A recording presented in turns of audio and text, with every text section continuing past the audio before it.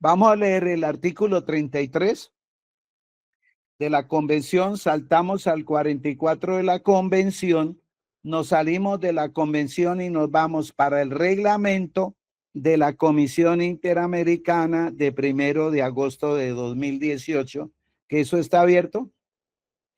No sé si Estrellita, como no tengo... Sí, doctor, sí, señor.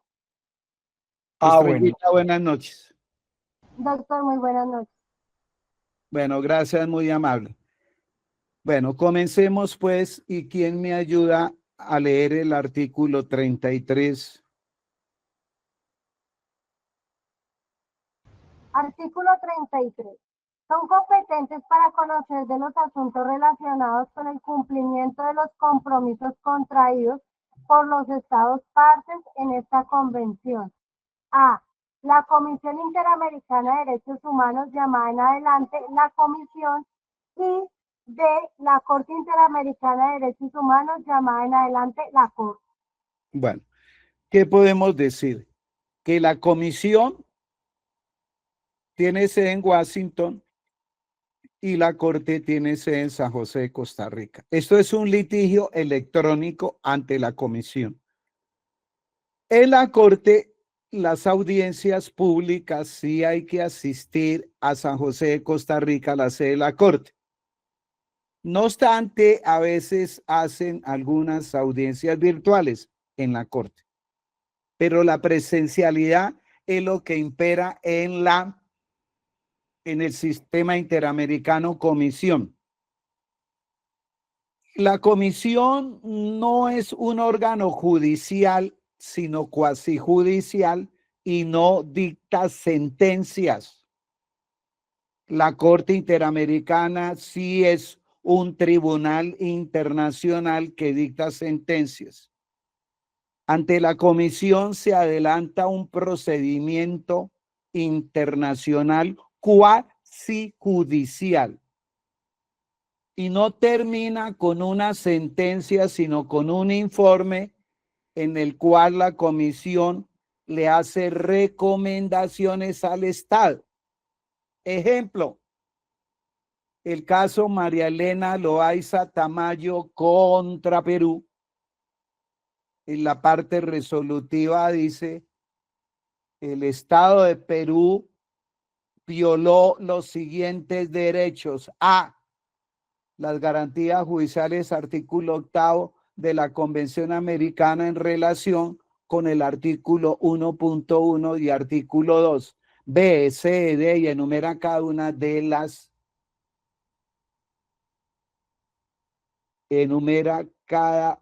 de las declaraciones en la sentencia.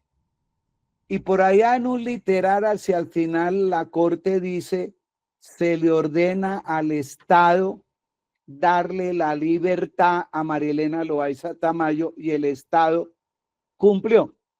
Pero retrocedo, el caso pasó por la comisión, todo entra por la comisión, nada llega directo a la Corte. Y cuando en la comisión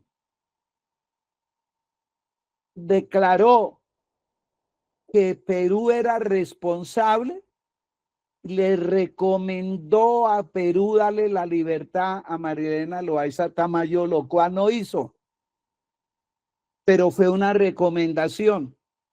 Entonces la comisión, en atención a que habían varias violaciones al debido proceso en el caso de María Elena Loaiza, decidió mandar el caso a la Corte y lo perdió al Estado, y ahí sí cumplió. Otro ejemplo, caso Gustavo Petro Urrego.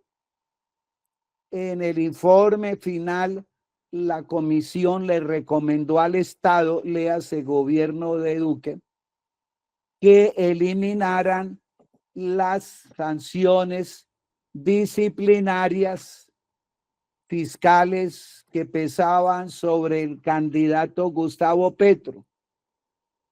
Y el gobierno Duque dijo: no, pase lo que pase, que se vaya para Corte. Creo que les conté en una conferencia, el día 7 de agosto, 3 de la tarde, que se posesionaba Duque, que se transmitió por televisión, yo estaba frente al televisor esperando que iniciara el discurso una vez se posesionara. Y tenía mi celular en la mano y me entró un mensaje y veo yo que es de la Comisión Interamericana, 3 de la tarde, la comisión le mandó el caso Petro a la corte. Eso fue un campanazo. Dije, el caso lo va a ganar Petro, porque la comisión y la corte se comunican frecuentemente.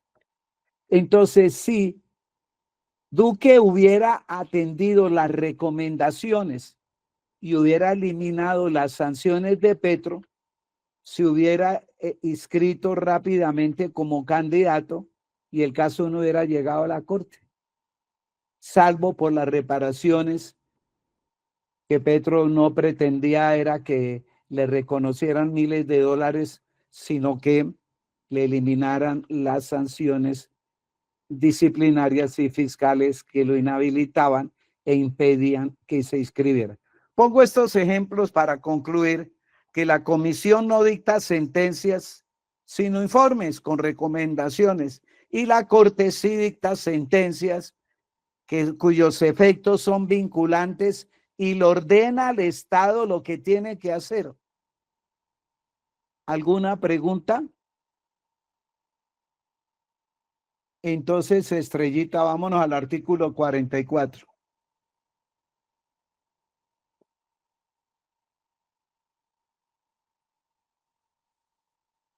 Ahí.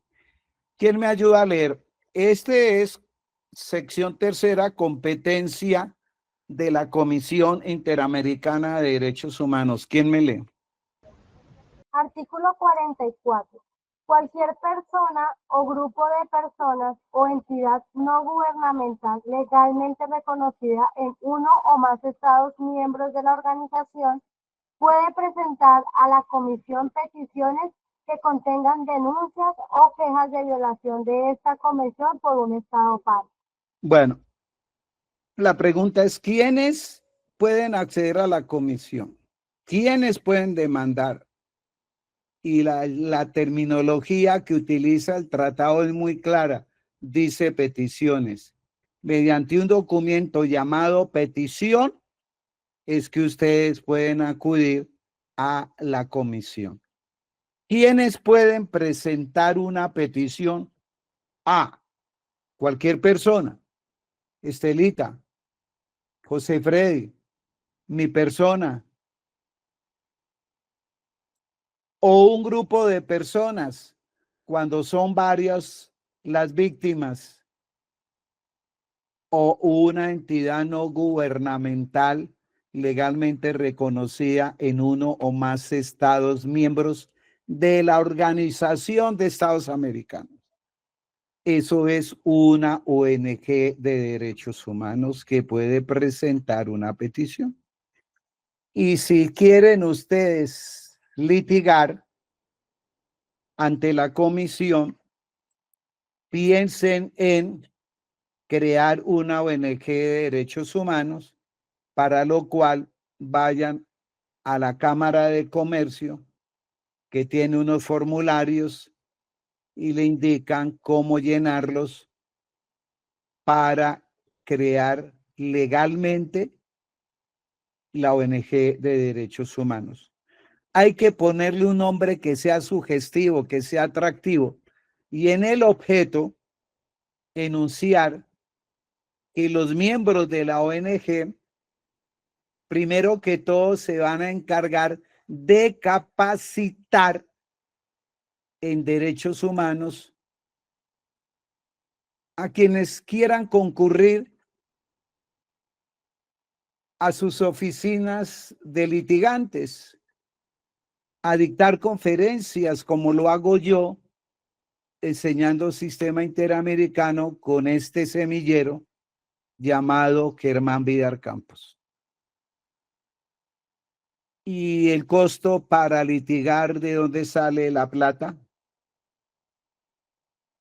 Al constituir una buena ONG de derechos humanos, e indicar entre el objeto que van a asesorar a víctimas de violaciones de derechos humanos para agotar la jurisdicción interna, principal presupuesto procesal de procedibilidad, y en el momento oportuno llevar la petición a la Comisión Interamericana.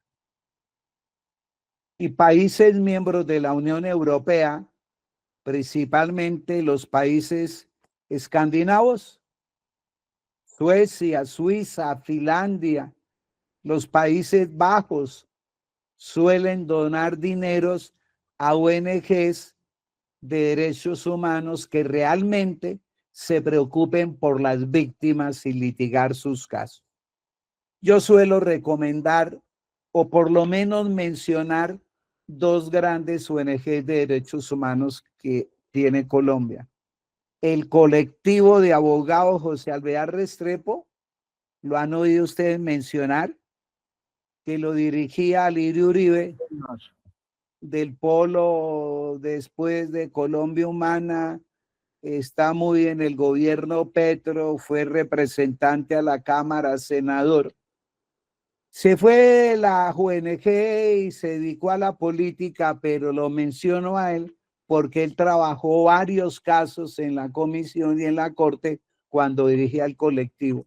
El otro es la Comisión Colombiana de Juristas de Gustavo Gallón, tal vez ustedes lo recuerdan, que está de embajador de Colombia en las Naciones Unidas, creo que está en Ginebra. Y hay una ONG con sede en Washington que se llama SEGIL, deletreo para que copien y la busquen. C de cuna, E de Ernesto, J de José, I de Iglesia, L de Lola. SEGIL.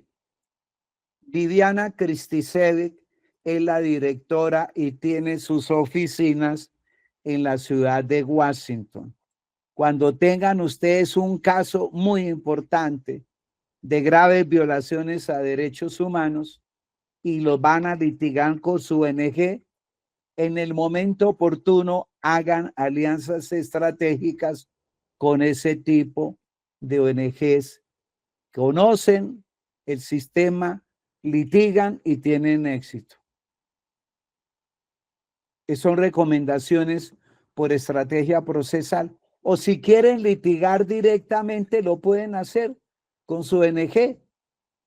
Y si no quieren constituir la ONG, pues aparece de peticionaria Estrellita Soto. Punto. Y se identifica. ¿Está claro? ¿O me quieren hacer más preguntas? Porque ahora vamos a ver los requisitos de la petición. Estoy a su alcance.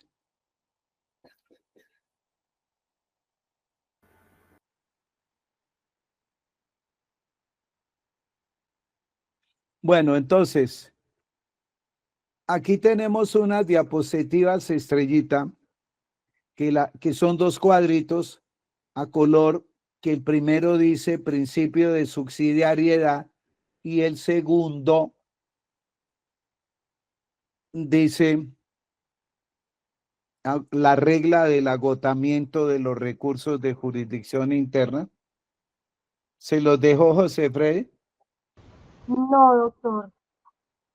Bueno, son dos cuadritos que hemos trabajado varias veces y seguramente a José Freddy se le pasó dejarlos instalados.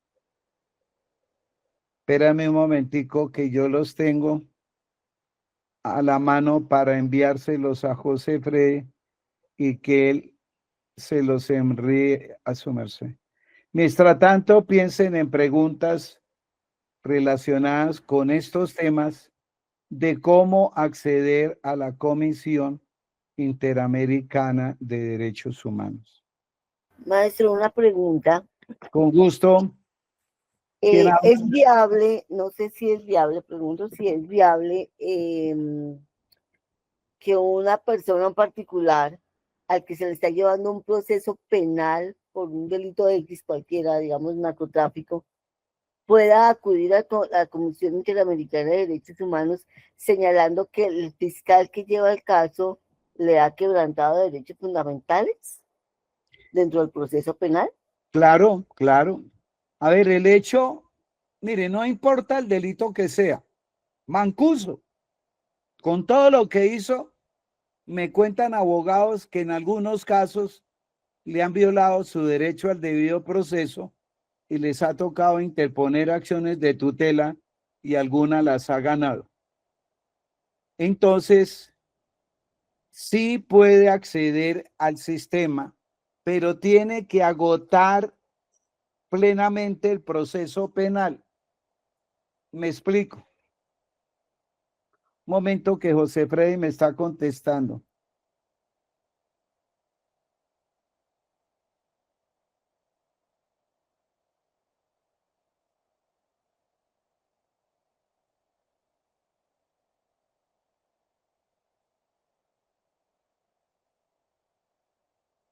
Estrellita, le estoy diciendo a José Freddy que le reenvía a usted las dos. Estrellita, que si le manda su número de celular a José Freddy. Bueno, a Juan, que me está haciendo la pregunta, ya le continúo. No, ya le escribí ahí, doc, al WhatsApp de él. Bueno, entonces él le va a mandar 2 diapositivas de fondo negro con letras blancas y con títulos rojos. ¿Ya?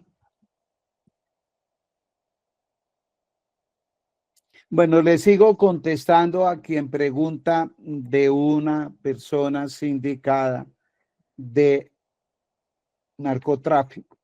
Si le han violado elementos del debido proceso, artículo 29 de la Constitución, o algún elemento del debido proceso, anote bien, reconocido en el artículo 8º, denominado garantías judiciales, artículo 8º de la Convención Americana, usted interpone el recurso de reposición, apelación o recurso de súplica o recurso de queja, los que correspondan los interpone, haciendo ver la violación a elementos del debido proceso.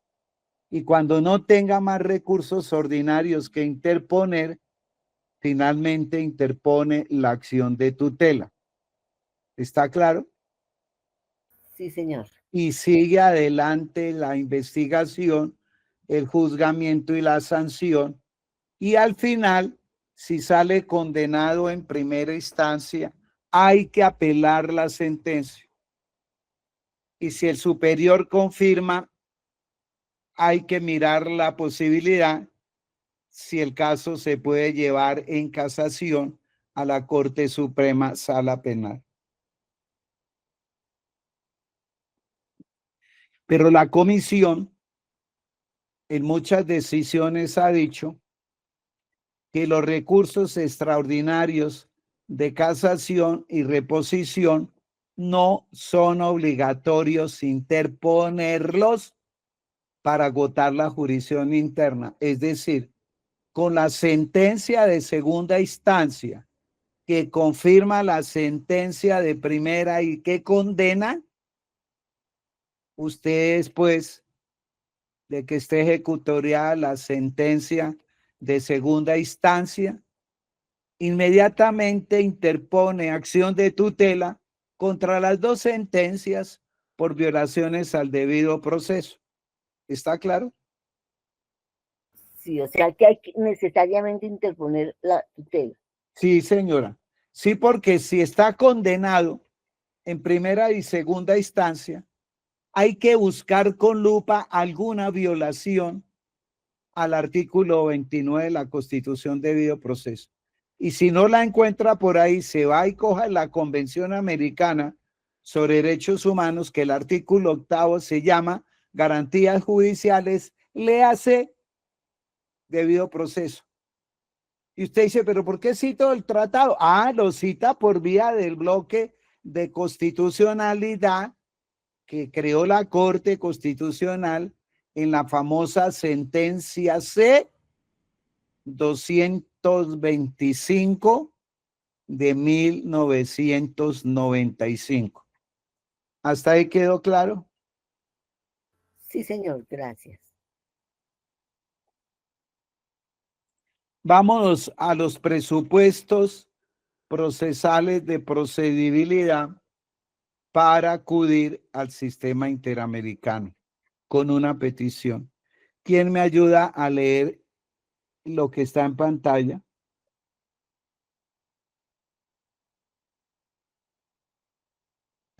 Principio de subsidiariedad. Convención Americana sobre Derechos Humanos. Preámbulo. Reconociendo que los derechos esenciales del hombre no nacen del hecho de ser nacional de determinado Estado, sino que tienen como fundamento los atributos de la persona humana, razón por la cual justifican una protección internacional de naturaleza convencional, coadyuvante o complementaria de la que ofrece el derecho interno de los Estados americanos. ¿Por qué se llama principio de subsidiariedad y en qué consiste?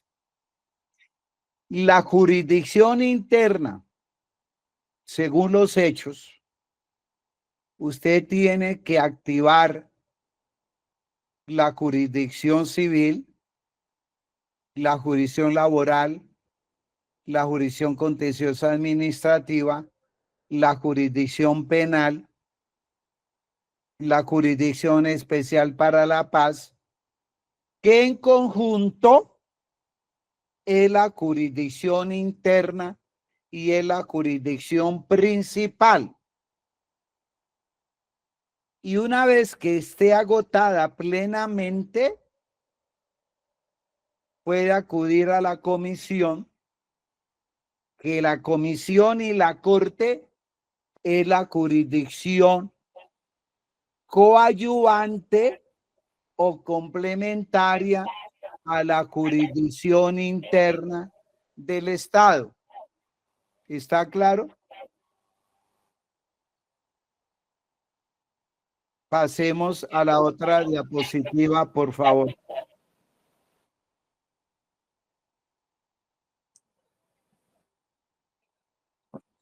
Aquí está.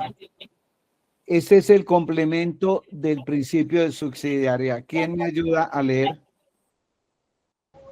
Convención Americana sobre Derechos Humanos, artículo 46.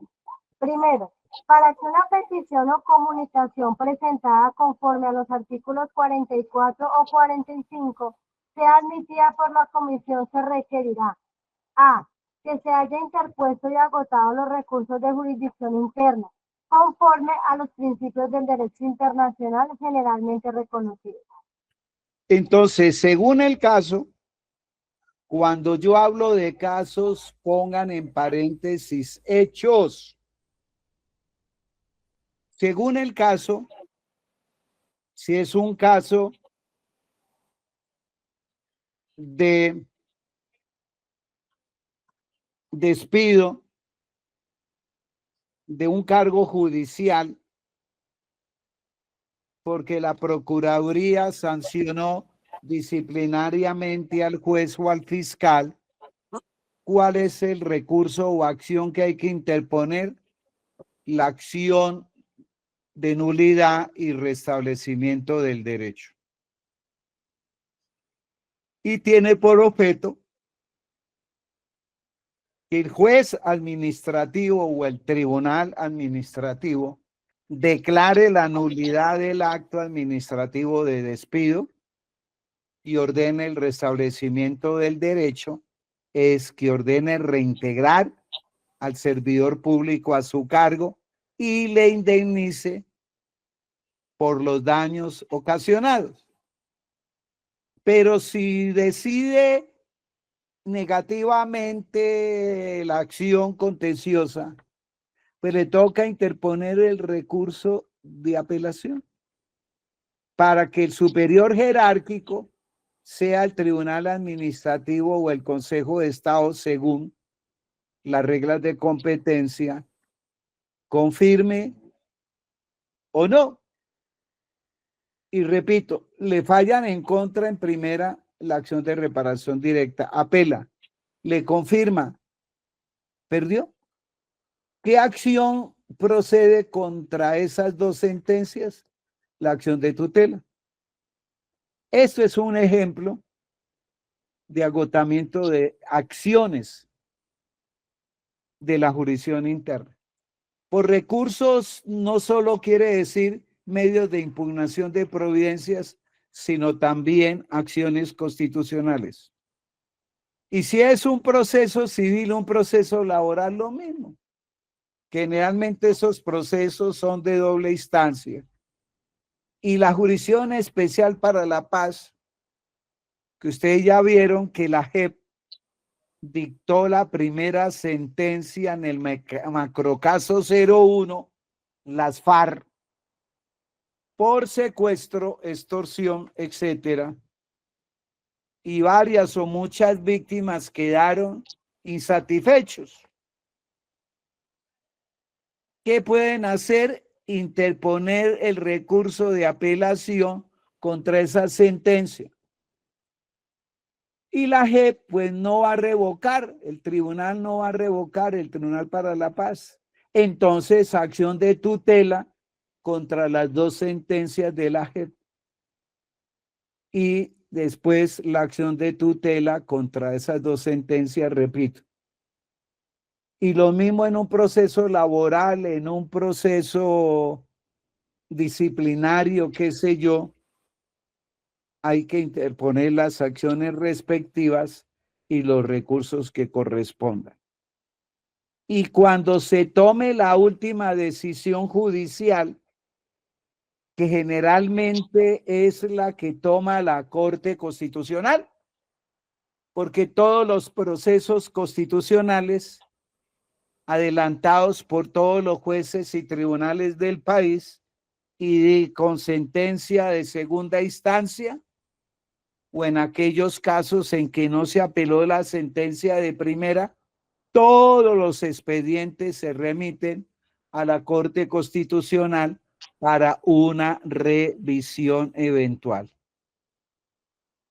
Y hace un mes me decían que a los magistrados en un mes le llegan aproximadamente 3 millones de procesos de tutela y son 9 magistrados y cada uno tiene 3 magistrados auxiliares y debajo de estos, jerárquicamente hablando, hay unos oficiales mayores, hay unos asistentes, unos escribentes y todos se dedican a mirar los expedientes que seleccionamos y que no seleccionamos. Y me han dicho que están utilizando inteligencia judicial para la selección. Supongamos no le seleccionaron a usted su proceso constitucional de tutela, la sala de selección, que la integran 2 magistrados mes por mes, dicta un auto que no quedó seleccionado. A continuación viene un procedimiento constitucional de insistencia. ¿Quiénes pueden insistir ante la misma Corte para que seleccione? Cualesquiera de los 7 magistrados restantes que no intervinieron en la sala de selección, obviamente, y presentan un memorial y argumentan por qué hay que seleccionar, y ahí sí seleccionan. Y el defensor del pueblo también. El defensor del pueblo también, la Procuraduría General de la Nación también, y la Agencia de la Defensa Jurídica del Estado también puede intervenir. Que alguna de estas altas autoridades lo hagan, principalmente la Defensoría del Pueblo, ahí sí van a seleccionar su proceso de tutela y va a sentencia en una sala de 3 y posiblemente le amparen sus derechos constitucionales fundamentales, dan las órdenes de que reintegren al cargo de juez o fiscal al servidor público que habían destituido con violaciones al debido proceso. ¿Hasta ahí está claro? Sí, señor. Bueno, Doctor, tengo una pregunta. sí, claro, dígame. Doctor, es que, bueno, ahorita con lo del concurso que como se mencionó, dieron la posibilidad a los servidores de presentar documentación que acreditara, digamos, acciones de esas están las personas que tienen una enfermedad huérfana y me voy a poner de ejemplo porque yo tengo una. Afortunadamente, digamos, mi ID, mi cargo fue protegido por esa condición de enfermedad huérfana debidamente soportada.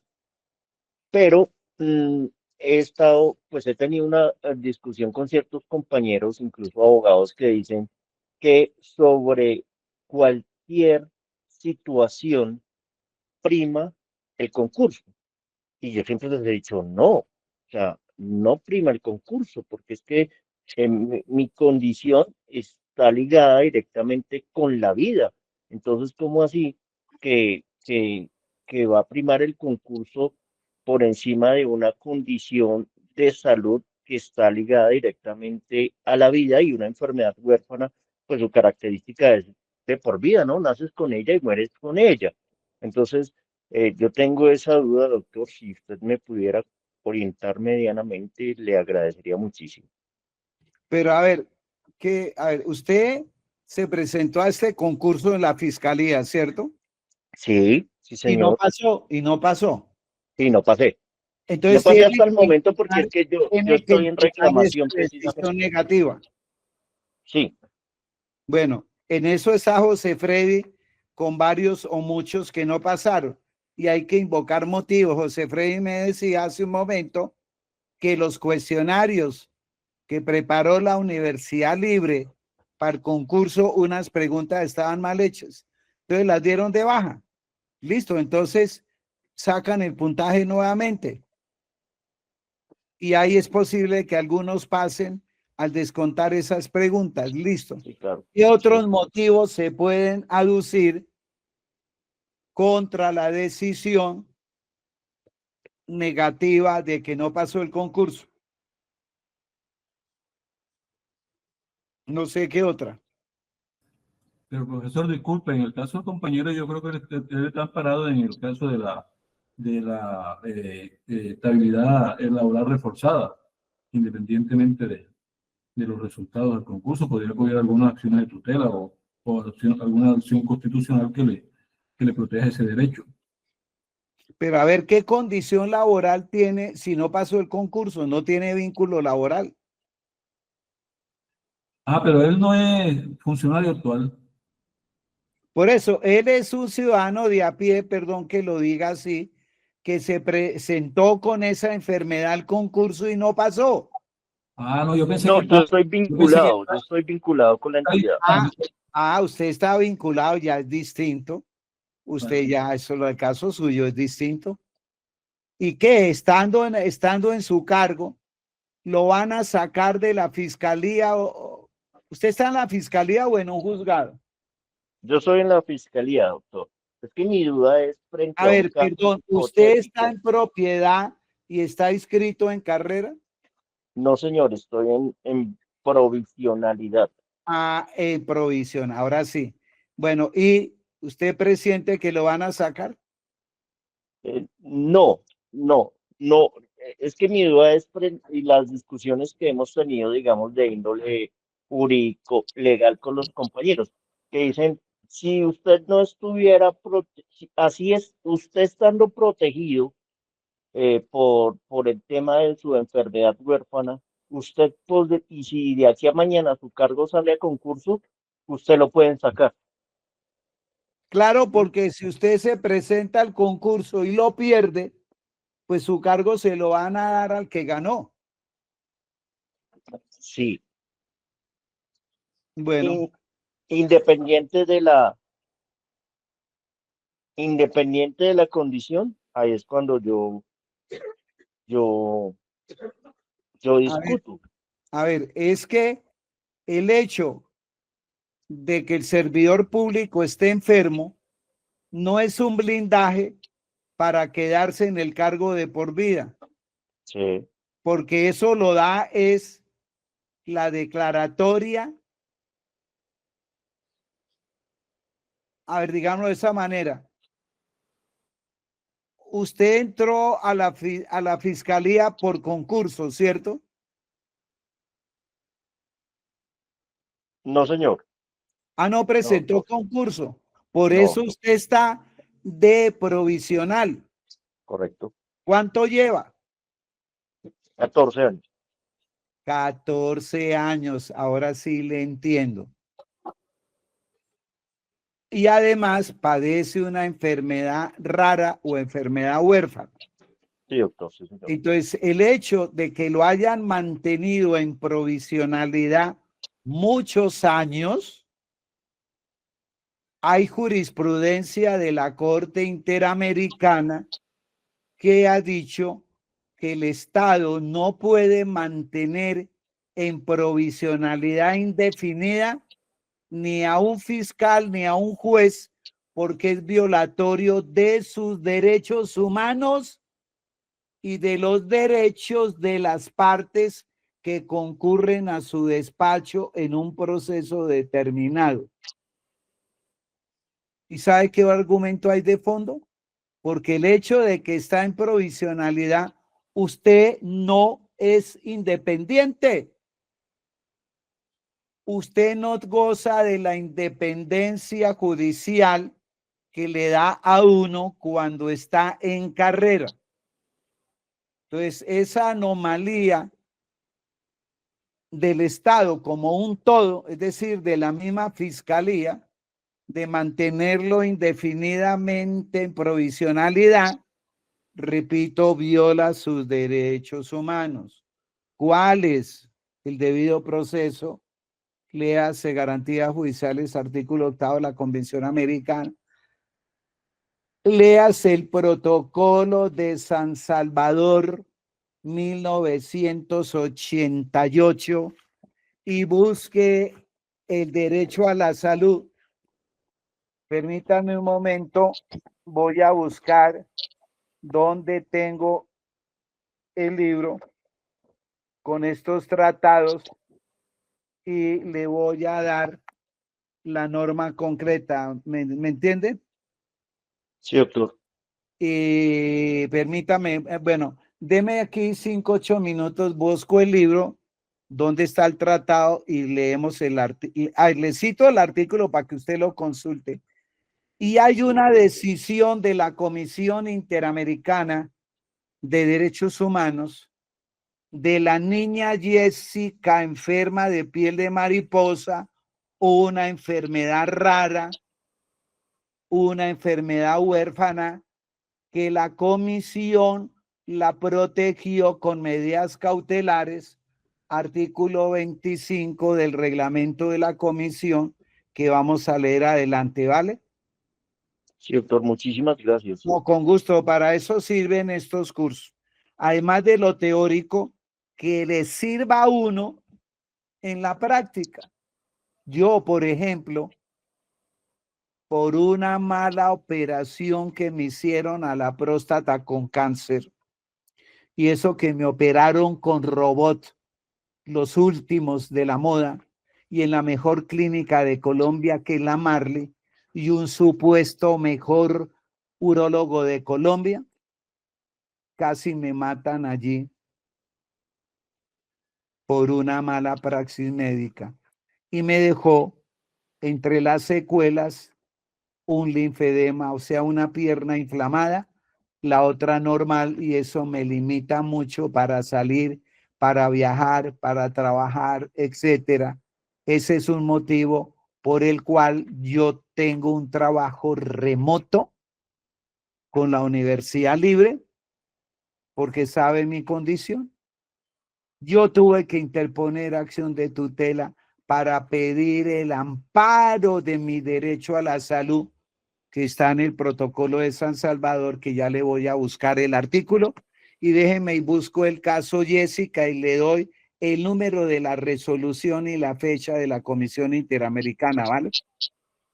Entonces hagamos un Doctor, muchas pequeño gracias. recesito de 10 minutos porque estoy en el segundo piso de mi casa y en el tercero tengo parte de biblioteca y en el primero. Pero denme en 10 minutos y ya los busco, bueno. Tomémonos un tintico. Perfecto. Listo, tomo un auténtico y lástima no estar allá en Cali al lado de ustedes o si no fuera un vinito, una cerveza, qué sé yo. No, qué pena con usted. Listo, reanudamos. Estrellita, ¿me escuchan?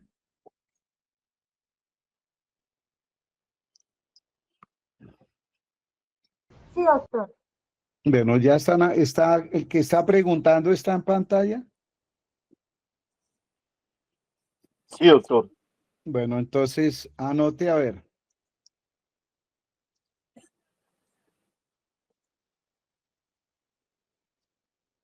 Listo, doctor. A ver. Se llama el protocolo.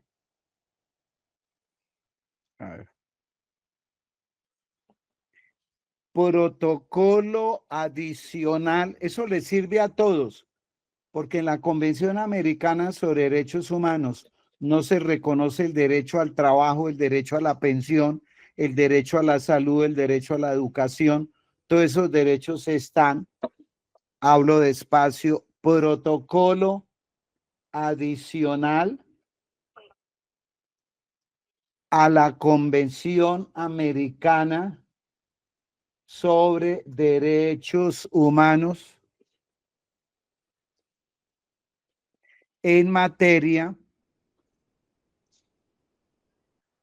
de derechos económicos, sociales y, y culturales, comillas, protocolo de San Salvador, adoptado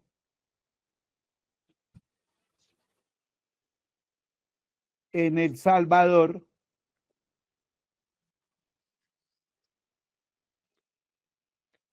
el 17 de noviembre de 1988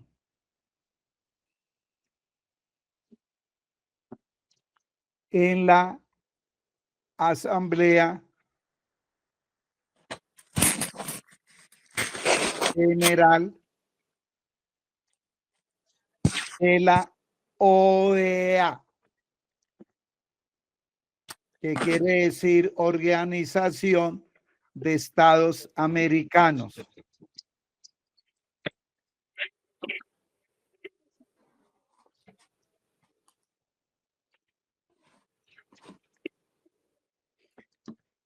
Artículo 10.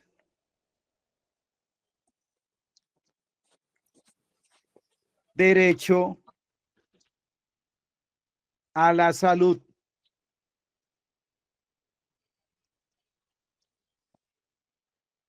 Se lo lee en casa, lo estudia y ahí tiene usted un arma poderosa. Por la enfermedad que padece, que es una enfermedad rara,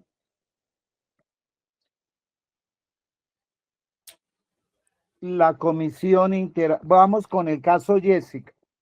Sí, Voy a dar los datos, si usted la busca en internet. sí, doctor. Me di resolución 42, línea oblicua 2015,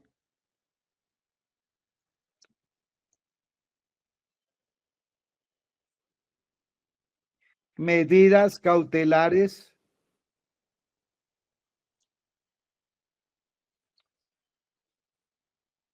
número 445, línea oblicua 14,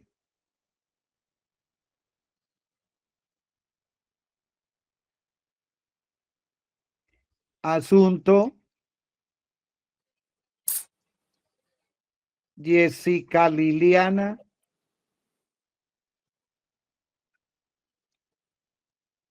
Ramírez Gaviria,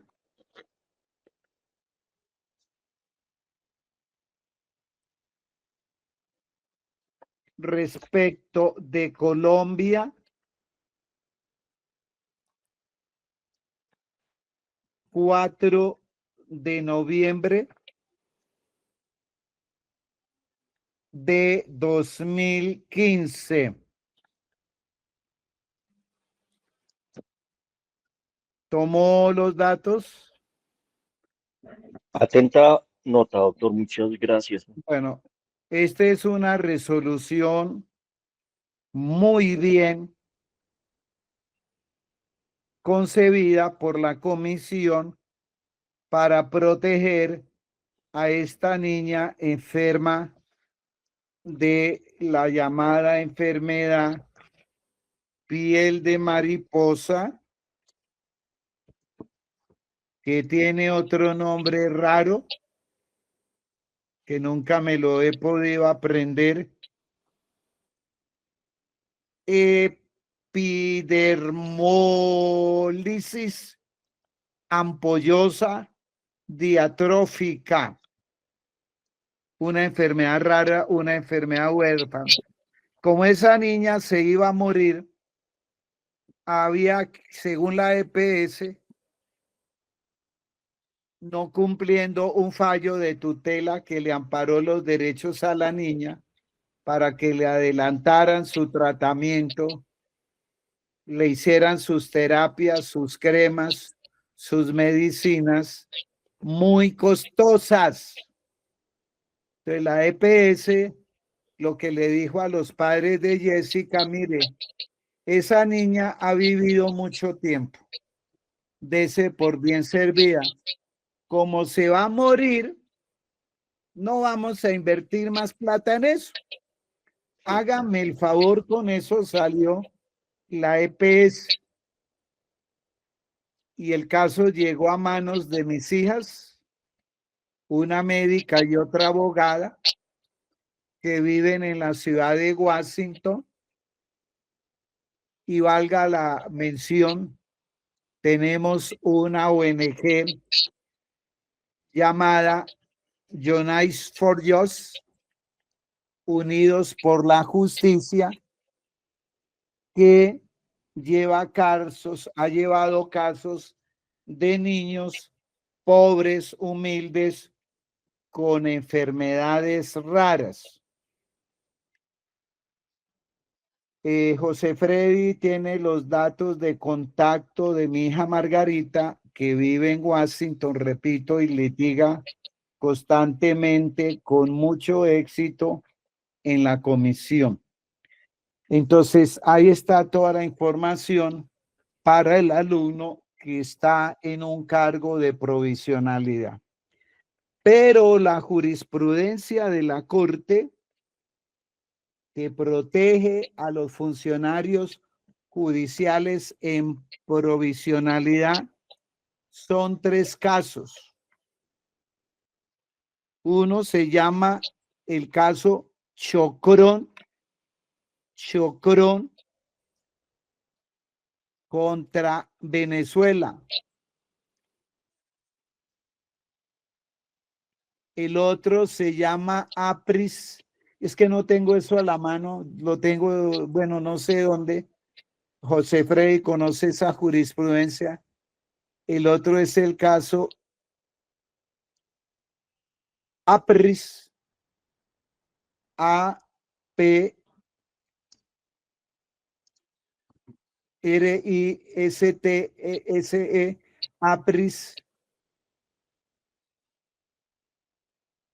Apris, Barbera y otros contra Venezuela, caso Chocrón contra Venezuela, y no me acuerdo los otros. Pero bueno, principalmente son 3. ¿Qué fue lo que dijo la Corte Interamericana? Palabras más, palabras menos. Aplicando los principios de la independencia judicial de la Asamblea General de las Naciones Unidas. Explica cómo se ingresa a la rama mediante un concurso. Y si pasa el concurso, viene una entrevista. Pasa la entrevista y lo nombran en periodo de prueba. Y después de vencido ese periodo,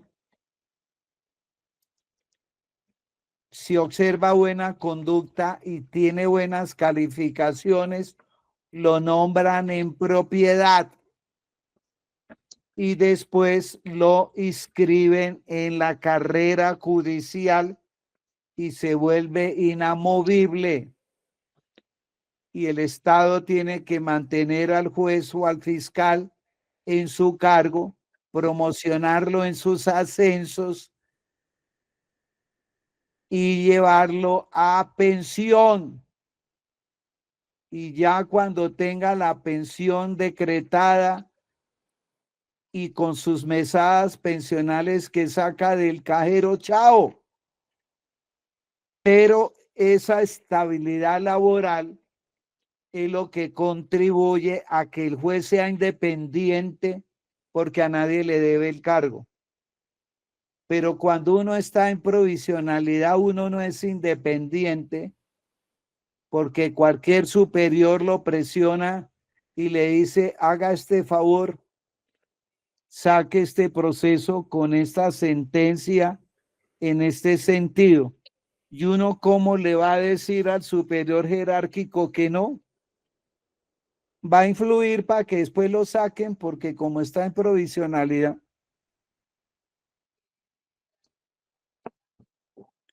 Pero si uno está en propiedad y está en carrera, le digo, a mí no me importa, jefe, magistrado, a mí no me importa que usted me venga aquí a decir qué es lo que tengo que hacer yo. Yo soy un juez independiente, imparcial, respéteme. Eso me pasó a mí, que fui magistrado del contencioso administrativo Bogotá y Cundinamarca casi por 8 años, y yo era como el mejor magistrado del país. Me tuvieron en provisionalidad 6 años y pico.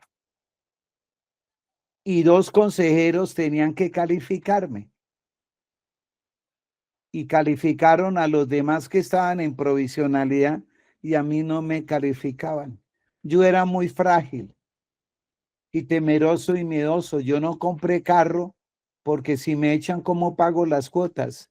Estaba pagando las cuotas de un apartamento. Entonces, yo era muy frágil. En cambio, mis compañeros que estaban en propiedad, autónomos, independientes, tranquilos, frescos, sin ningún problema, y con ellos no se metían. Pero yo era muy frágil y superiores me manipulaban, me menospreciaban, etcétera, y yo qué podía hacer, bajar la cabeza. Bueno, cuento de experiencias que son muy desagradables. Cuando José Frey me consultó el caso de un caso y 2 y 3 y 4, y él fue recorriendo el país porque era el presidente de Azonal Judicial, y encontramos a lo largo y ancho del país 282 casos de fiscales en provisionalidad que los bautizaron los fiscales del repechaje. ¿Se acuerdan esa terminología? Y me llegaron a mis manos. Y con Freddy nos dimos a la tarea de hacer un estudio jurídico.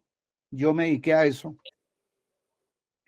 para protegerlos en el momento en que los fueran a echar.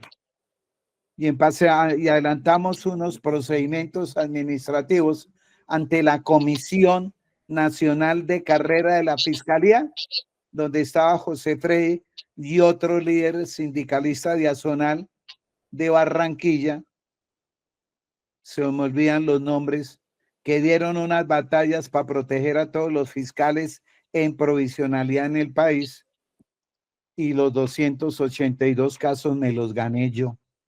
A reglón seguido, los nombraron en propiedad y al poco tiempo los inscribieron en carrera. Bueno, me desvío un poco, pero discúlpenme, pero estos temas, si yo tengo la respuesta, si tengo la información, con el mayor gusto, yo la suministro. Entonces, sigamos Muchas gracias. con... Sí, aló, ¿te escucho? Muchas gracias, Doc. Dios lo bendiga. Muchas gracias, de verdad. No, con el mayor gusto, porque uno Y tiene gracias que a los darle la compañeros también. información a quien la necesita. Un verdadero profesor no solo es el que enseña, sino se presentan problemas jurídicos, hay que buscarle una solución para que se protejan sus derechos constitucionales fundamentales. Y yo no estoy litigando ni buscando casos ni pidiendo plata, que a cambio les doy la información o la argumentación. No. Ustedes con esto se orientan y sabrán qué acciones pueden interponer. Bueno, aquí está Estrellita Soto, la escucho, que levantó la mano. Yo tengo una consulta. A raíz de lo de los concursos, yo he notado algunos compañeros que presentaron, pues que ellos están vinculados con la entidad y presentaron lo de las acciones afirmativas de padre y madre cabeza de familia. Conozco el caso de una compañera que ella efectivamente es madre cabeza de familia en el sentido que el único ingreso económico a ese hogar es el de ella. Y le han negado pues la condición de madre cabeza de familia porque ella convive con su esposo y llevan como 20 años de matrimonio. Y me asaltó la duda con el tema del compañero, si esa misma, digamos, normatividad jurídica podría ser aplicable en otros, pues en otras instancias jurídicas, como en el caso de madre, padre, cabeza de familia de hogar. A ver, si encontramos con José Freddy varios o muchos casos en que la mujer o el hombre eran padre o madre cabeza de familia y el único ingreso que tenían, el sueldito del cargo en la fiscalía. Si los echaban, se quedaban sin el mínimo vital y se entraría a alegar los derechos de los niños. Ahí les recomiendo leerse la Convención sobre los Derechos del Niño No, estoy oyendo a de las Naciones Unidas. ¿Me un escucha? tratadista. Un tratadista. A ver, Johnny, lo escucho.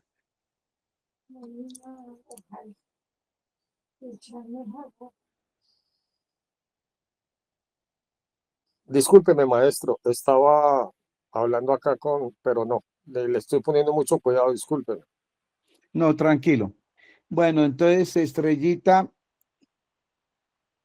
salimos de acá del principio de subsidiariedad y de la regla del agotamiento de los recursos de jurisdicción interna. Listo.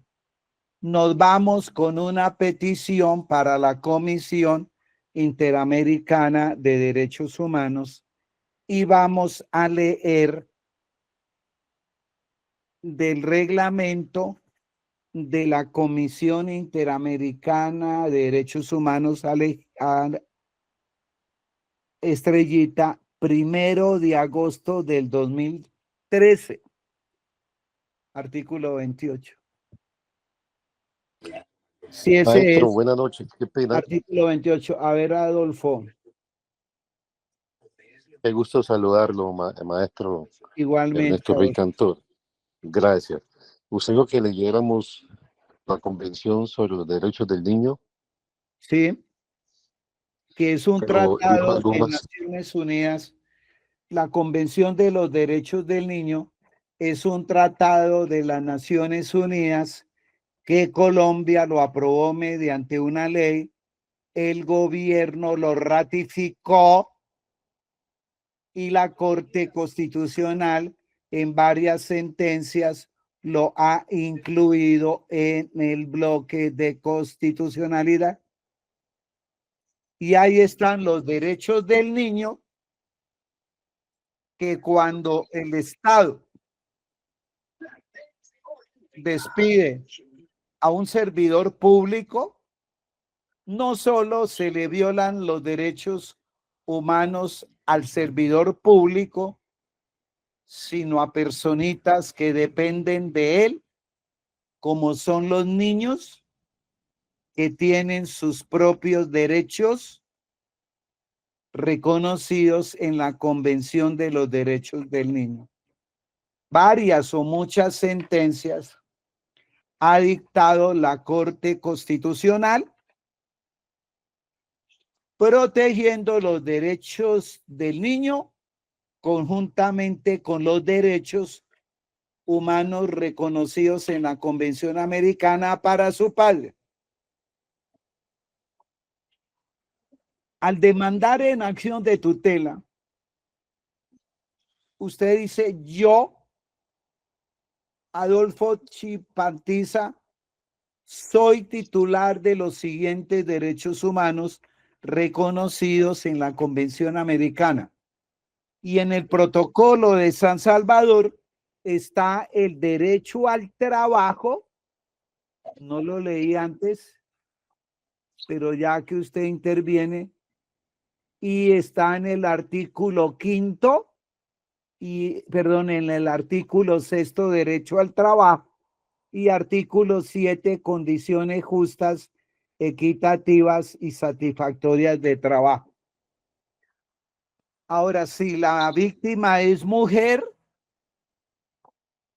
ya saben ustedes, las mujeres que he tratado las protege.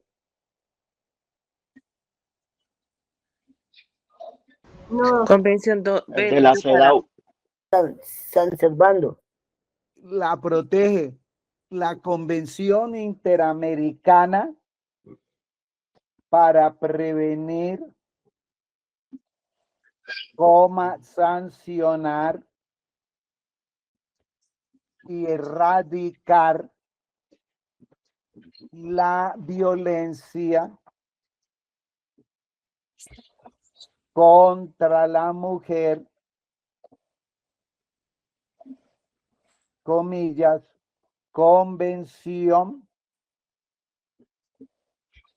de Belém, con doble M y tilde en la Belén de Pará. espacio do, espacio para, con tilde la. Belém do Pará es una bella ciudad del Brasil. Allá el 9 de junio de 1994, la Asamblea General de la OEA adoptó dicha convención. También la Convención de Belém do Pará la ha utilizado la Corte Constitucional para proteger, por vía del bloque de constitucionalidad, derechos constitucionales fundamentales del o de la demandante. Ahora sí vamos a ver cuáles son los requisitos de la petición. Entiéndase demanda, entiéndase queja, entiéndase denuncia contra el Estado colombiano, el nombre es lo de menos. Pero la recomendación es utilizar la terminología que viene del tratado. Peticiones. ¿Puede leer, por favor? artículo 28. Requisitos para la consideración de peticiones. Las peticiones dirigidas a la comisión deberán contener la siguiente información.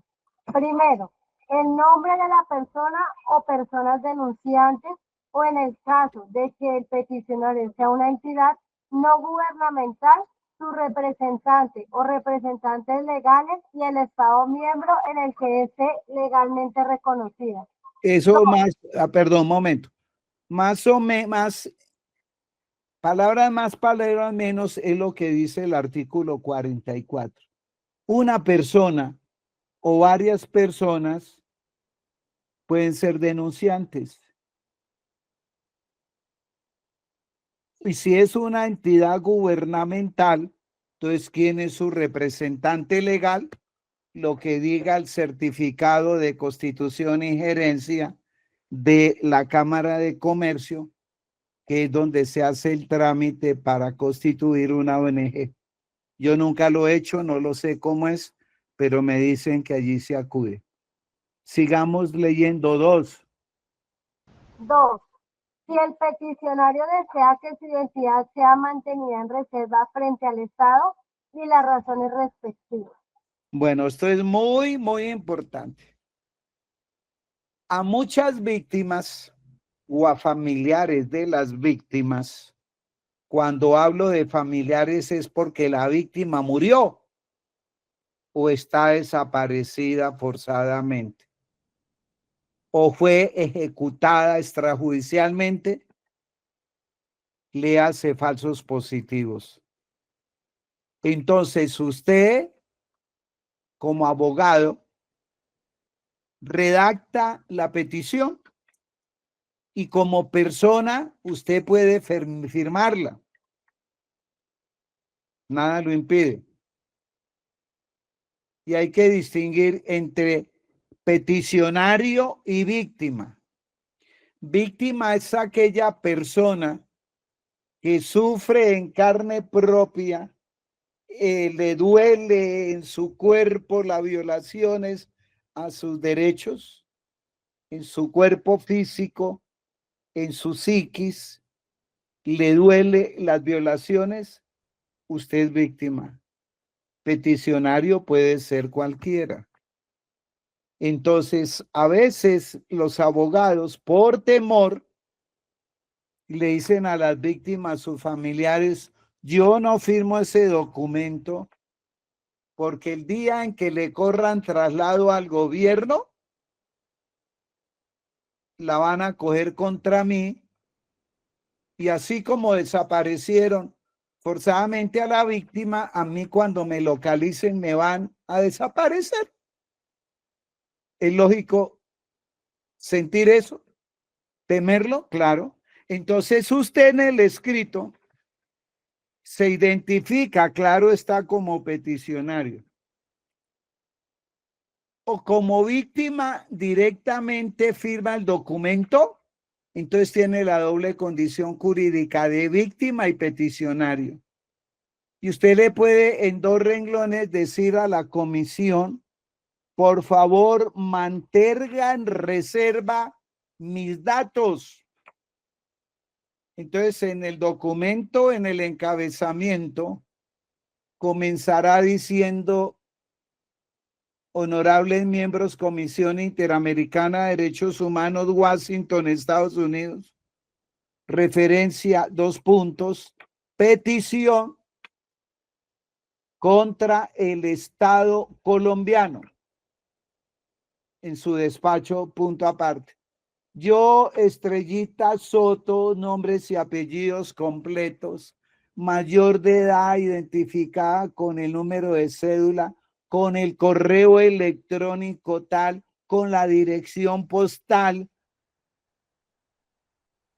y suministra 2 números de celular con distinto operador, correos electrónicos, uno Hotmail y otro Gmail, porque si no la consiguen por uno, la consiguen por otro. Todos sus datos los suministra al encabezar y cuando al final va a firmar, coloca de los honorables comisionados atentamente Estela Soto, su cédula, su celular, su correo. Entonces la comisión, para protegerle su vida y su integridad, tapa en el primer párrafo donde están sus datos y al final tapa sus nombres y su identidad y solo queda al final atentamente. Y así le corren traslado al Estado y nunca van a saber quién firmó la petición. ¿Queda claro? Tom, Diga. Pregunten. ¿Está claro? ¿De dónde viene este numeral 2? La reserva de la identidad. En los primeros casos que llegaron a la comisión, le corrían traslado al Estado para que contestara. Y al ver quién era el abogado, mataron los testigos uno a uno para dejarlos sin pruebas. Y en otro caso, mataron al abogado que firmó. Y eso originó varios casos alrededor del caso que inicialmente presentó el abogado. Entonces la comisión dijo no. Si nosotros toleramos esto, llegará el día en que los abogados que sean peticionarios los van a matar a todos. Entonces hay que protegerlos de alguna manera. Ocultemos la identidad del peticionario. Y así se han tramitado muchos. ¿Está claro? Maestro, le hago una pregunta. Diga, Johnny. ¿Qué pasa en el evento de lo que estamos viviendo en este momento con los casos de los niños menores de edad que han sido asesinados en el bombardeo? Sí, señor. Se lo pregunto porque yo tengo un concepto muy claro de eso. Esos niños armados te matan, esas balas te matan. Pero ¿y entonces quién protege a ese muchacho? ¿Prima el derecho del menor o prima el derecho de proteger al Estado, protegerme yo y estamos en un combate? A ver, ahí no es que puestos en una balanza de la justicia, en un platillo esté el niño y en otro platillo estemos todos nosotros y las autoridades del Estado. El hecho de ser niño reclutado forzadamente por la guerrilla de los del ELN o por los paramilitares o a veces el mismo ejército de la República de Colombia ha reclutado niños y se los ha llevado. Y varios o muchos han muerto en combate. Entonces, cuando están en combates, entra a aplicarse todo lo que hemos hablado y estamos leyendo de la Convención Americana y del reglamento de la Comisión. Es un estudio que hace el derecho internacional de los derechos humanos. Ya cuando hablamos de combates y como estamos en Colombia en un conflicto armado interno, entra a aplicarse otra disciplina muy bella, que es el derecho internacional humanitario, los 4 convenios de Ginebra de 1949 y los 2 protocolos adicionales de 1977. Esos 6 tratados internacionales son aplicables mientras subsista el conflicto armado interno. Y hay normas que prohíben que los actores del conflicto, Ejército de la República de Colombia y la guerrilla, utilicen a la población civil en los combates. Y antes y durante y después de los combates no hay que utilizar a los niños.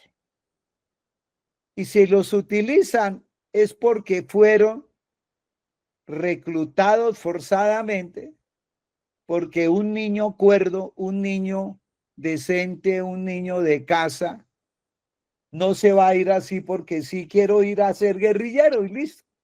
Me voy, me largo y me voy para la guerrilla. Sí ha habido casos, pero no es la generalidad. Entonces, ese niño, el Estado tiene la obligación de protegerlo. Lo dice la misma convención, lo dice la Constitución, ¿no? El artículo 44, Derechos Fundamentales de los Niños, y la Convención Americana sobre Derechos Humanos, el artículo 19 dice derechos del niño. Todo niño tiene derecho a las medidas de protección que su condición de menor requiere por parte de la familia, de la sociedad y del Estado. Entonces hay una responsabilidad de la familia de cuidar sus niños, de la sociedad y del Estado. Entonces el hecho de que el niño sea guerrillero, que el niño sea paramilitar, eso no es óbice que el enemigo le dispare y lo mate o le lancen bombas, que se es combates entre mayores, pero no utilizar los niños, porque son por personas protegidas, lo dice el artículo 3 común de los 4 convenios de Ginebra de 1949. Entonces, como personas protegidas, no hay que proceder contra ellos. Lo cierto es que el Estado, el ejército, lanzó unas bombas, mató varios delincuentes allí, llamémoslo así, y de paso mató 5 o 6 niños. Que el Estado no responde porque nos está sacando del medio un matón, no señor. El niño tiene el derecho a su vida. Está allí, es contra su voluntad. El Estado tiene el deber es de rescatarlo, quitárselo al grupo armado para protegerlo. Si ha cometido delitos, pues la Convención de los Derechos del Niño en el artículo 40 trae unas reglas de procedimiento penal que hay que aplicarle a los niños para cumplir con el deber internacional de investigar, juzgar y, en su caso, sancionar. Y si lo sancionan, hay centros de reclusión para niños, pero no matarlos. Esperemos a ver qué va a pasar con esos casos. Pero si ustedes tienen la posibilidad de contactar a los familiares de los niños, consigan esos casos, que le otorguen poder a ustedes y ejercen las acciones respectivas, la acción penal, la acción de reparación directa dentro de los 2 años siguientes, y posiblemente esos casos se los pueden ganar. Estoy hablando de la responsabilidad internacional del Estado. Y eso Maestro, puede terminar en la comisión, puede llegar a la comisión y terminar en la corte. Los pilotos que lanzaron las bombas han cometido crímenes internacionales de jus cogens tipificados en el Estatuto Penal de Roma. Son, en mi concepto, crímenes de guerra. Ahí lo dejo. maestro, yo tengo claro una cosa. Diga, a ver. Para mí, el Estado es responsable por ese reclutamiento de niños. El Estado es responsable. Claro, sí, señor. Pero usted no sabe que aquí se le está siguiendo un juicio, se le está siguiendo un proceso al ministro. Sí. Y yo digo, usted utiliza unas palabras, se lo digo porque yo he hecho muchos escritos y mucho sobre lo que es sobre control de convencionalidad, y a usted lo cito mucho en Muchas mis gracias. escritos y en mis textos. Muchas gracias. Pero es que lo que usted acaba de decir ahora es que estamos sacando independientemente si es niño o adulto, estamos sacando un mal que le hace daño a otro. Yo le decía a usted porque es que yo fui militar, y cuando uno está en el monte, a ese niño no le importa, si él lo ve a uno con un uniforme, él no le importa dispararle. Claro, sí, porque es un niño asesino. Y entonces yo no le encuentro una razón. Para mí el Estado es responsable, Sí, señor. por donde lo mire, pero y entonces a ese ministro que están juzgando porque dio la orden, ¿también eso lo hace responsable? En mi sentir, si usted a mí me pregunta, yo diría, no es responsable. Pero como que aquí el derecho, yo hice un escrito donde se titula la idoneidad, la idiosincrasia, la ponderación, tiene a los jueces mirando el derecho al revés en Colombia. Y me parece que ese es el ejemplo más práctico de eso. No sé si estaré equivocado. A ver, mire, ha dicho una cosa muy cierta. Los jueces en Colombia, fiscales en Colombia, en un alto porcentaje, no todos, no saben derecho internacional de los derechos humanos, no saben derecho internacional, no saben derecho internacional humanitario y tampoco derecho penal internacional. Lo digo porque en varios cursos de pregrado, perdón, de posgrados que voy a la Libre de Cali, a la Universidad Santiago de Cali, a la de Barranquilla, y encuentro 30, 35 estudiantes. En Cúcuta me pasó un curso de un número considerable de penalistas. Les ponía ejemplos de hechos sucedidos en el Catatumbo. ¿Qué aplican ustedes como jueces? Pues el Código Penal, doctor, y el Código de Procedimiento y la jurisprudencia penal de la Corte Suprema, Sala de Casación Penal. Ah, entonces son delitos tipificados en el Código Penal colombiano, sí. ¿Y ante quién se acude? Pues la Fiscalía General de la Nación. Entonces les decía, luego no estamos en conflicto armado interno. No son aplicables las normas del DIH. ¿Han oído hablar de los convenios de Ginebra? ¿Quién de los presentes ha leído uno de los 4 convenios? Ninguno. Y fui profesor por muchos años en la especialización de Derecho Administrativo en la Universidad Militar. Y tenía en un curso de 30 estudiantes, más o menos 10 o 12 eran militares y el resto eran civiles. Y termino diciendo, la ignorancia era grandísima. Y en los cursos yo comienzo diciéndoles, levanten la mano quienes han leído sentencias de la Corte Interamericana. Yo, 2 o 3. ¿Ha leído las pocas sentencias de la CPI, la Corte Penal Internacional? No. Entonces, usted que ha leído 2 o 3 sentencias de la Corte, lo felicito. El resto no había leído ninguna. Entonces, cuando suceden los casos, o sea, los hechos, hay que analizarlos con el derecho interno, constitucional, penal, contencioso, administrativo, pero también con el derecho internacional. Ahora, que sea responsable o no el ministro es un burócrata que lo encuentran allá en el Ministerio de Defensa, generalmente ahí viendo las cosas que suceden en el país. Rara vez ellos van a terreno a observar cómo se desarrollan los hechos. Los responsables son los que directamente participaron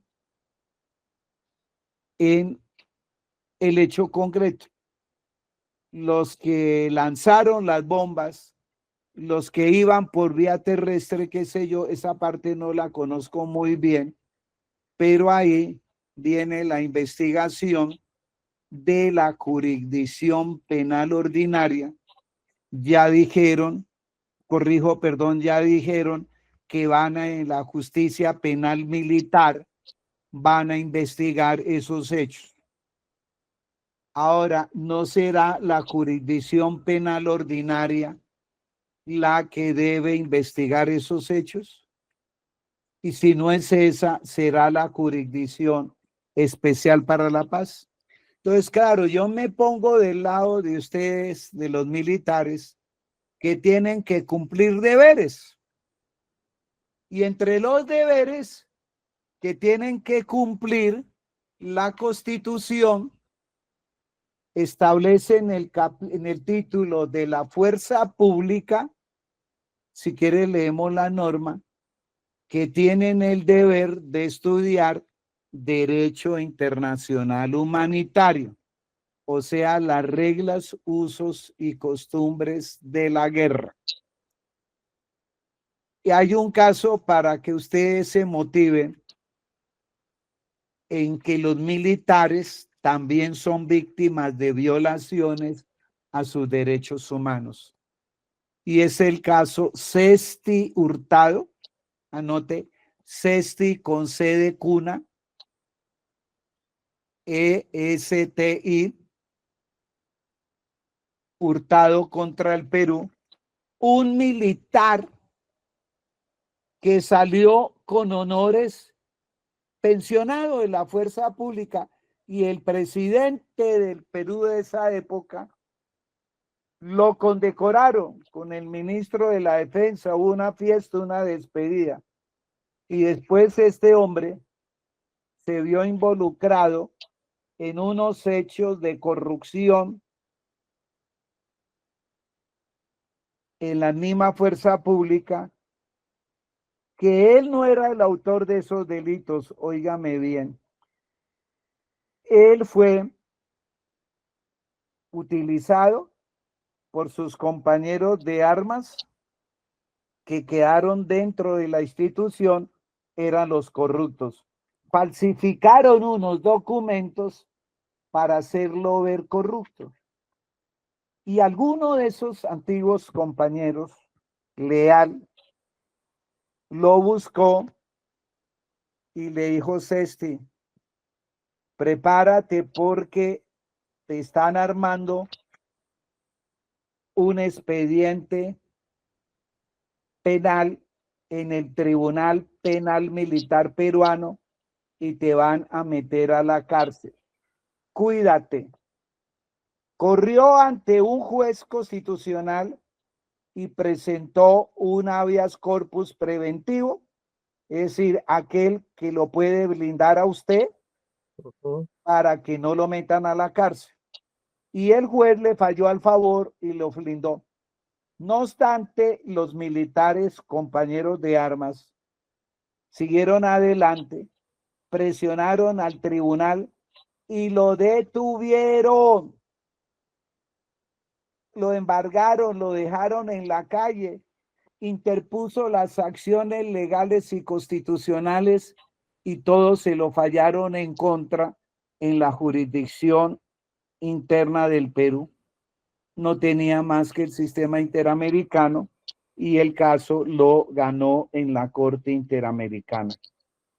Conclusión: los militares son dignos de admirar, yo los respeto mucho y son titulares de derechos humanos, pero en todas estas situaciones generalmente son los que llevan del bulto, perdonen que lo diga así. Aquí tengo el caso Sesti Hurtado, que es en un librito que José Freddy tiene. ¿Usted habla de José Freddy Restrepo? Sí, José Freddy Restrepo, que él me ha seguido en todo esto. y el caso Sexto y Hurtado contra el Perú es la sentencia de 29 de septiembre de 1999. Léase los párrafos 127, 130, 131 y 313. Usted se lee eso y dice, bendito, aleluya. Tenemos derechos humanos los militares. Si aquí no Yo lo yo protege, no soy militar, maestro, yo no soy militar. no, estoy Yo hablando fui en términos generales. Hay un sistema internacional de protección que me protege y los protege a todos. Y termino contándole a usted casos que yo cuando dictaba mucha clase y me invitaban del Ministerio de Defensa, conocí el Tribunal Penal Militar por dentro y encontré que habían magistrados nombrados por el ministro por periodo de 4 años, otro por periodo de 2 y otros de 1. Unos ganaban más sueldos que otros. Y había un coronel Garaviz que lo iban a echar porque no lo quería el ministro, y le dije, venga para acá, yo lo protejo y lo ayudo. Decíase y demandamos internacionalmente. Bueno, una cantidad de casos, pero concluyo diciendo, aquí lo que yo me propongo en enseñar es sistema interamericano de derechos humanos, y si podemos el año entrante, agotada esta parte del semillero del sistema interamericano, entraríamos a estudiar derecho internacional humanitario, que por ahí José Freddy con otros profesores han dictado unos buenos cursos, y el derecho penal internacional.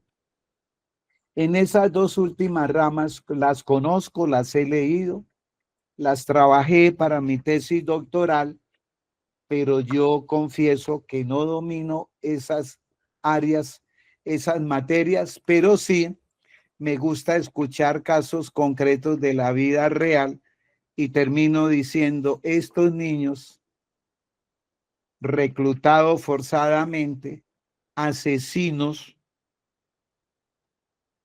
son víctimas de violaciones a sus derechos humanos, y ese ataque que hubo, en que resultaron muertos 6, hay varias violaciones al derecho internacional. Termino con esta parte porque nos queda pendiente, Estrellita, aquí el artículo 28, requisitos de la petición.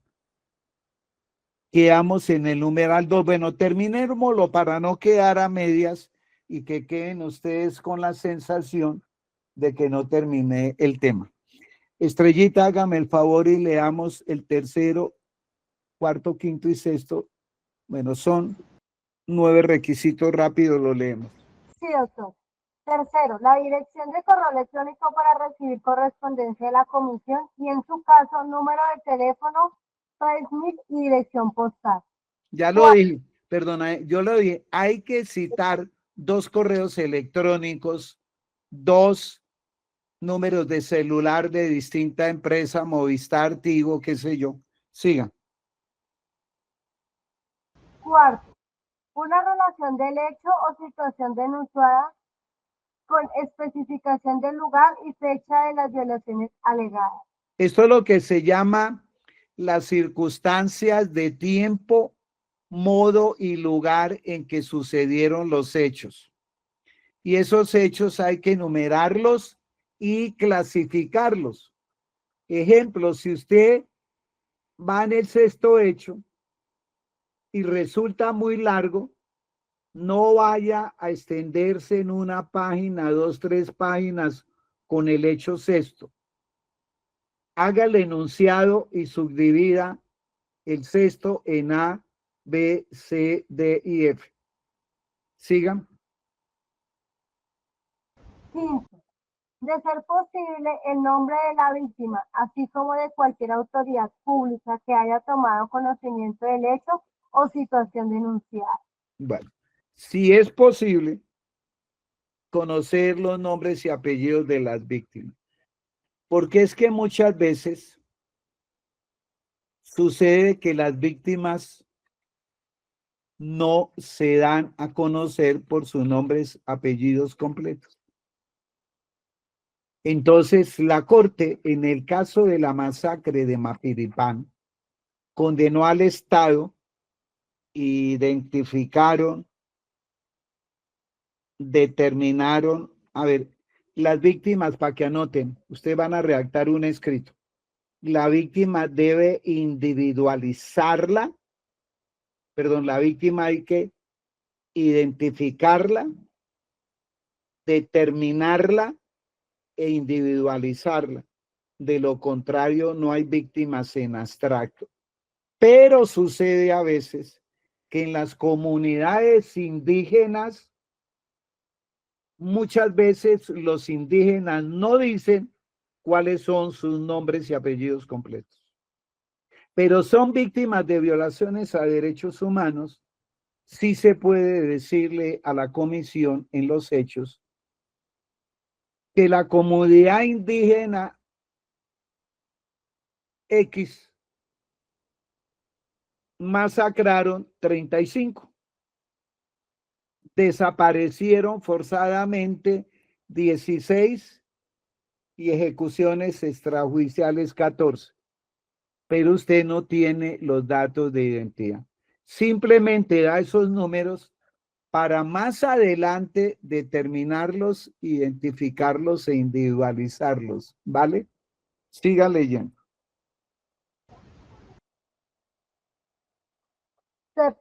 Séptimo, el cumplimiento con el plazo previsto en el artículo 32 del presente reglamento. Bueno, aquí creo que se saltó el numeral 6.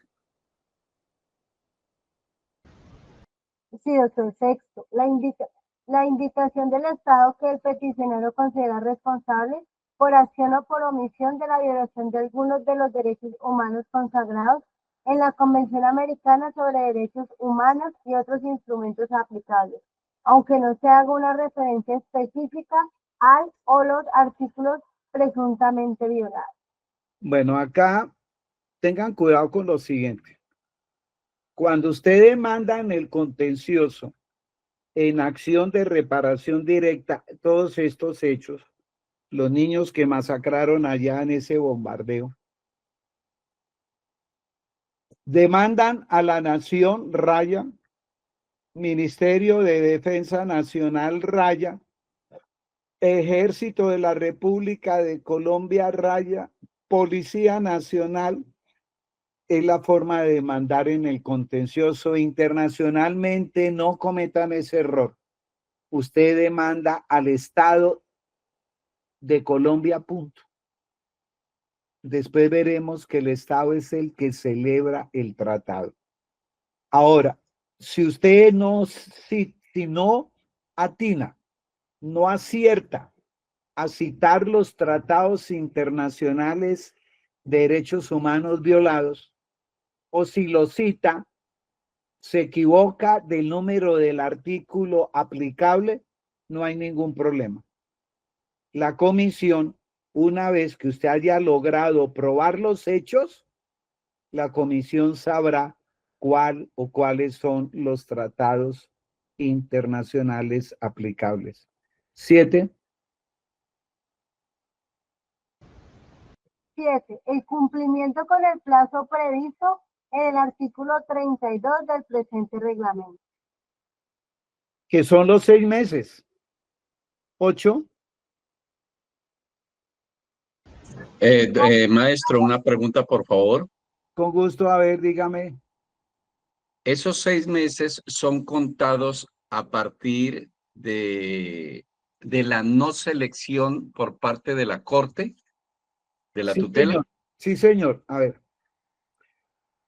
Los 6 meses, dice el artículo 46, numeral 1, literal B, que los 6 meses se cuentan a partir de la notificación de la última decisión definitiva, no la última sentencia. la última decisión definitiva generalmente es el auto de la Corte Constitucional en que finalmente no le seleccionó su tutela. Entonces hay que estar atento en Internet, haciéndole el seguimiento al proceso constitucional de tutela.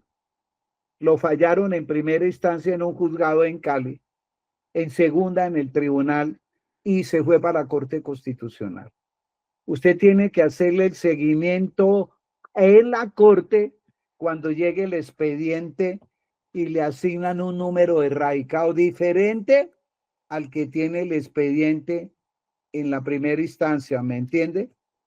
La Corte Constitucional, cuando llegan todos los expedientes constitucionales del país, a cada uno le pone un nuevo número erradicado que comienza por T mayúscula, seguido de 6 o 7 dígitos. Usted le hace el seguimiento.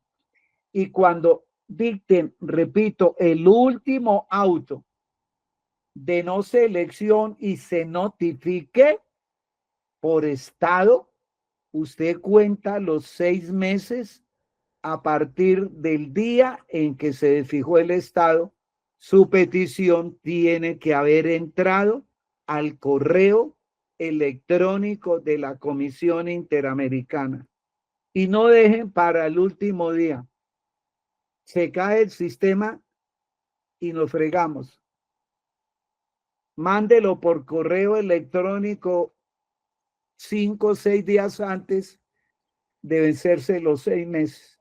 O si tiene los medios económicos porque la víctima es pudiente, que pague los gastos y se van para Washington y radican formalmente por escrito la petición, que era lo que yo acostumbraba a hacer en algunos casos. Muchas Ese gracias. término de 6 meses es como un término de caducidad, ¿vale? ¿Está claro? Sí, señor, muchas gracias. Con gusto. Sigamos 8, Estrellita. Doctor, qué pena, una preguntita. Sí. Doc, ¿los días se cuentan como calendario o hábiles? Es que aquí no dice días, dice meses. Entonces, póngame cuidado. Sí, Si pero, hoy- o sea, mi pregunta es, o sea, ¿esos 6 meses los contamos días calendarios o días hábiles o meses No, completos? no dice, mire, ahí no dice días, dice meses. Mire, ejemplo, la Corte ayer dictó el auto de no selección, el último, y hoy lo notificó por estado. Hoy, 21 de noviembre, hoy es 21, ¿qué día es hoy? 21, Entonces, hoy 21 de noviembre, cuente, junio. 21, ¿no? Ajá. Cuente, 21 de diciembre, 21 de enero, 21 de febrero, 21 de marzo, 21 de abril, 21 de mayo vencen los 6 meses. Entonces no deje para el 21 de mayo. Por ejemplo, mire, hoy casi que le digo a Freddy, mire, no va a poder dictar la conferencia. ¿Qué pasó? Se cayó el sistema en todo el sector. Me tocó ir a buscar a los de Claro, pagarles transporte, camine de la mano, me arregla esta cuestión, porque si no estoy a las 6 no le cumplo aquí al amigo. A varios les ha sucedido que llega al otro día el correo, al correo de la comisión. Así de fatales. Alguna vez me fui para Washington para con mi hija subir la petición a internet el día último. Y yo, papá, no, véngase unos 3 días antes y la subimos. El plazo se vencía un viernes y lo subimos el jueves a las 11 de la noche y el viernes se nos cayó el sistema en la casa, pero la comisión estaba funcionando. Y la angustia fue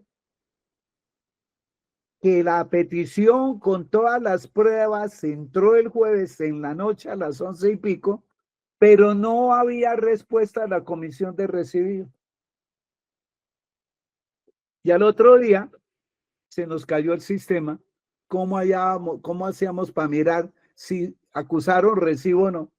Saque el carro y nos vamos corriendo a Washington y allá a la hora y media, 2 horas llegamos, subimos a la oficina respectiva y preguntamos, ¿recibieron una petición que yo, Ernesto Rey Cantor, con esta identificación mandé anoche?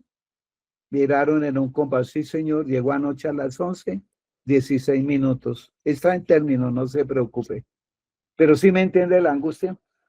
Entonces, esto de los 6 meses es lo único que no gusta de el sistema interamericano, los tal 6 meses. Hay otro sistema internacional de protección de derechos humanos, que es el de Naciones Unidas.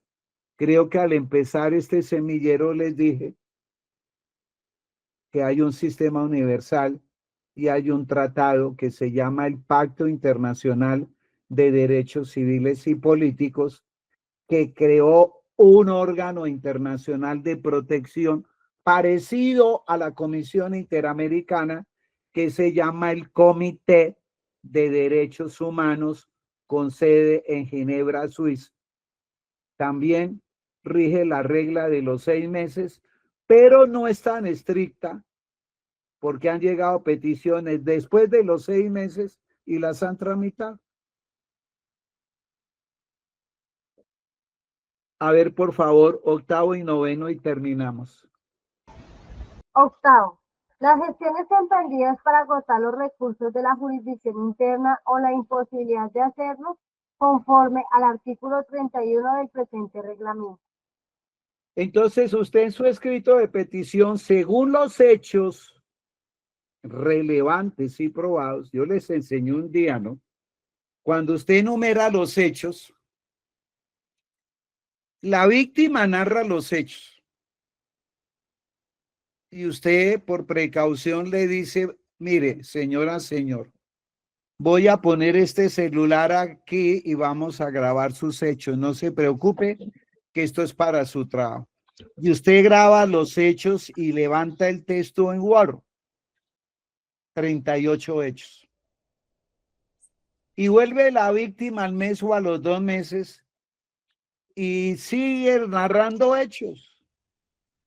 Y usted se pone a confrontar la primera narración con la segunda y resulta que había dejado por fuera 3 hechos, de los cuales uno era el más importante. Y a veces hay víctimas que hablan y hablan y uno levanta el texto y salen 80 hechos. Y usted se pone con lupa qué es relevante y qué no es relevante. Y solamente lo relevante que tenga prueba, menciónelo.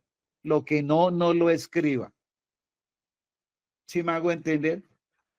Y eso va desde el agotamiento de los recursos de jurisdicción interna. Ahora imagínense en esos macrocasos que adelanta la G, que son 11, que son miles y miles y miles de hechos. Yo no sé cómo más, muy complejo. Entonces, usted según los hechos, dice, agoté la jurisdicción penal de esta manera. Agoté la jurisdicción contenciosa de esta manera, agoté la jurisdicción constitucional de esta otra manera y la Corte Constitucional no me seleccionó. Y si no hay delitos, pues no hay que iniciar ninguna acción penal. La Fiscalía no tiene el deber oficioso de iniciar una investigación penal donde no hay delitos. A veces simplemente se trata de una sola acción, que es la acción constitucional de habeas data. Cuando usted no le paga a un banco un crédito y deja pasar los tiempos, lo demandan, lo embargan y después, como puede, paga y el banco le da el paz y salvo, vaya al banco de datos a ver si le levantan el dato rápido o no lo levantan. Y a veces el trámite de ese habeas data, que es en superintendencias, no ante un juez constitucional por lo general, contra la última decisión no hay nada que hacer. Le resuelven en contra de la habeas data, Comisión Interamericana inmediatamente. Lo mismo sucede con el mecanismo de búsqueda urgente. ¿Saben en qué consiste, no? Y cuando el desaparecido forzadamente no aparece por ningún lado, ¿qué otra acción constitucional o legal hay que ejercer? La penal.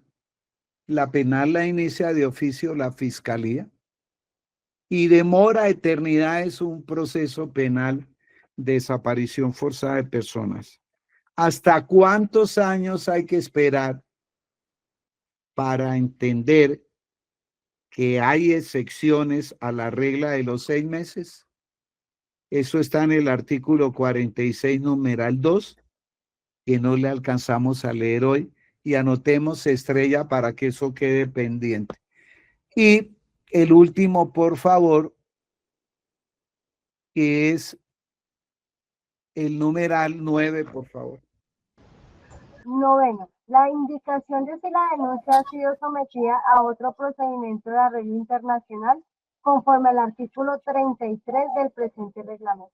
Bueno, no cometan el error de litigar simultáneamente presentando una denuncia en el Comité de Derechos Humanos Ginebra, Suiza, y después presentan el mismo caso ante la comisión, porque las dos se las van a archivar. O me voy para la comisión y si me resuelven en contra, después me voy para el comité. No, usted defina bien a cuál de las dos jurisdicciones va a acudir, pero no litigue simultáneamente, ni una después de otra. ¿Está claro? ¿Preguntas? Maestro, una pregunta muy puntual. Bueno, Una vez radicada la demanda, ¿la comisión selecciona de manera aleatoria o o de manera obligatoria la selecciona y le da curso? a ver, ese es el tema que vendrá más adelante, y le dije a José Fría, espero que este año logremos terminar el procedimiento en la comisión, que tengo ahí un conjunto de diapositivas a todo color explicando el paso a paso. A ver, esto no es que sea una cosa del otro mundo el redactar una petición. Lo que hay es que saber plantear los hechos relevantes y probado, una enumeración y clasificación muy bien hecha con el derecho o los derechos humanos violados. La comisión lo que primero revisa es si cumplió la regla de los 6 meses, si la competencia tiene ratión y materia, tiene competencia rationi persone, rationi loci y rationi temporis. Usted pasa esos filtros y la comisión le da trámite hasta el final. Y si no cumple esos requisitos de entrada, la comisión le inadmite y le dice por qué y le da un plazo para que subsane y pueda usted reorganizar su petición y seguir adelante. Pero eso lo explicaremos oportunamente cuando lleguemos a hablar del procedimiento en la comisión. Y cierro diciendo, este artículo 28 activa un procedimiento de peticiones y otras son las solicitudes de medidas cautelares. Démosle reverso estrellita para que la visualice en el tablero, como decíamos en la escuela, que es el tema más palpitante. Démosle atrás que más atrás, que vamos a estudiar todo esto. Dale. Ahí, medidas cautelares. Aquí no hay que agotar la jurisdicción interna. Si a usted la víctima le narra unos hechos relevantes con prueba y usted los califica uno de gravedad, sí. Urgente que un organismo internacional como la Comisión lo proteja, sí. ¿Hay que evitar algún daño irreparable? Sí. Entonces proceden las medidas cautelares. Y a veces la comisión las resuelve el mismo día. Y llega eso a la presidencia de la República vía Ministerio de Relaciones Exteriores y los gobiernos generalmente corren a decretar las medidas cautelares que la comisión otorgó. Beneficiarios de medidas: Petro 2 veces, Piedad Córdoba, sindicalistas del Valle, políticos militares han sido beneficiarios de medidas cautelares. Son las 9:30. Estelita, dejemos constancia. ¿Cuántos asistieron hoy? Que yo no me di al comienzo, no me di cuenta cuántos fueron. Doctor, actualmente aparecen 27 personas, doctor. 27, bueno. Entonces tomemos nota que empezamos a las 7, son las 9:30, 2 horas y media y 27 personas. Sí, doctor, aparecen en el chat 27 personas. Muchas gracias a todas y a todas por escucharme. ¿Quiere que les dé el calendario de las otras fechas? Bueno, no, sería preferible entonces. Claro que sí, maestro, claro que sí. Gracias antes a usted. Gracias. 27 asistentes, 2 horas y 30. Ya voy a coger el almanaque un momento.